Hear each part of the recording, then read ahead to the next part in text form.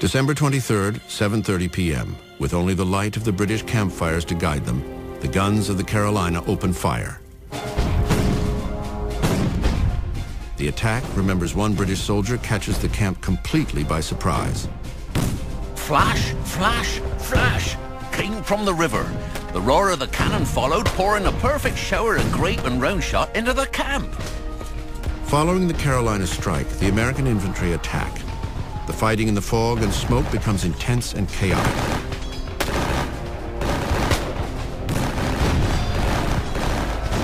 Soldiers clash with bayonets and fire at point-blank range. Some of the untrained militia fire back wildly and hit their own men in ferocious hand-to-hand combat. British units counterattack, forcing the Americans to withdraw. Less than 24 hours later, and 6,000 miles away, the British and the Americans come together, not on the battlefield at New Orleans, but at the peace table at Ghent. The Treaty of Peace is signed in Belgium on Christmas Eve, 1814. But it takes 4 to 6 weeks for word to cross the Atlantic in those days, too late for armies squaring off at New Orleans. While peace is at hand, both sides prepare for what will be the bloodiest battle of the war. Andrew Jackson organizes his force in a ditch just 5 miles from the city. Here we shall plant our stakes, he reassures his men, and not abandon them until we drive these redcoat rascals into the river or the swamp.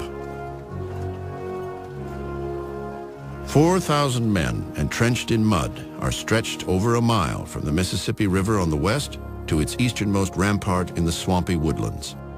Meanwhile, the British advance toward the city quickly becomes a quagmire. They push up from Lake Bourne, and they're using their small boats, the ship's boats and barges, cart the British Army up piecemeal fashion to embark operations against the Americans. There aren't enough boats. They're exhausted. It's been a long, hard campaign. Morale's dropping. As the fog lifts on New Year's Day, 1815, the British guns open fire, taking the Americans by surprise. Solid shot, exploding mortar shells, and Congreve rockets can be heard throughout New Orleans. Old Hickory calms his anxious men.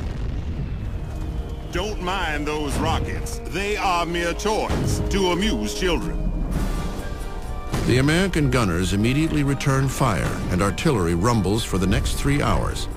But the hastily assembled gun emplacements cannot protect the British. One by one, their artillery pieces fall silent, some nearly out of ammunition. A British soldier expresses his dismay. Even this artillery attack, upon which so much reliance had been placed, was found to be of no avail. Although the artillery attack has failed, General Pakenham believes he can still smash Jackson's line if he uses his most powerful tactic, a full-out charge on the city. But Jackson will be ready for him, setting the final stage for the Battle of New Orleans.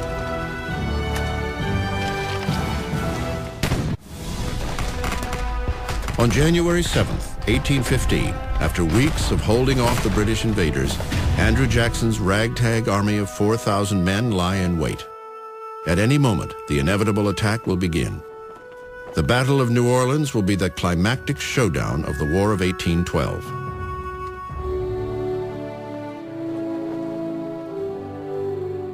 As the evening of January 7th appears, the men behind Line Jackson know that an attack is imminent. They can hear the sounds directly in front of them, and yet their morale is extremely high because in their mind, they have beaten the British twice. And they feel themselves almost invincible, each man relying upon that piece of wall that he himself has constructed.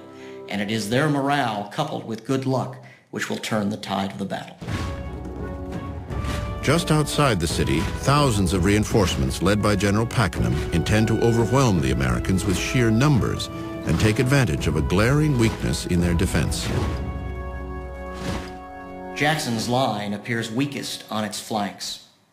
They can be easily turned, or at least so it's thought. And if those flanks can be turned, the American line will disintegrate and be rolled up and become untenable. Pakenham devises a well-coordinated attack along the American line. Nearly 1,000 men will cross the Mississippi on the west bank, attack the American artillery batteries, and turn the guns on Jackson's own men. With the West Bank taken, General Pakenham can begin his main attack. He has 3 columns. On his left, General Keane will create a diversion. On his right, General Gibbs will have the main column of attack and will have the job of storming over Line Jackson and taking that position. Down the center, General Lambert will bring up a column of reserve. He'll be there to throw his weight behind whatever action needs more troops.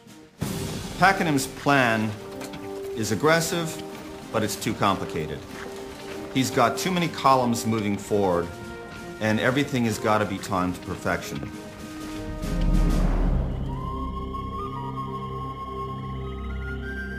In the pre-dawn mist of January 8, 1815, the British begin their advance. From the start, problems plague Pakenham's troops. The muddy riverbanks slow the launching of the attack force. Once in the water, the swift current sends some boats too far downstream before they can reach the west bank. By the time they make it across the river, it will be too late to effect the battle. Elsewhere, the 44th Regiment, part of the main assault force, blunders. The primary assault column is on the march, and the regiment that's supposed to carry the scaling ladders have forgotten them. They've left them behind. When they go back to get them, the column's already on the move.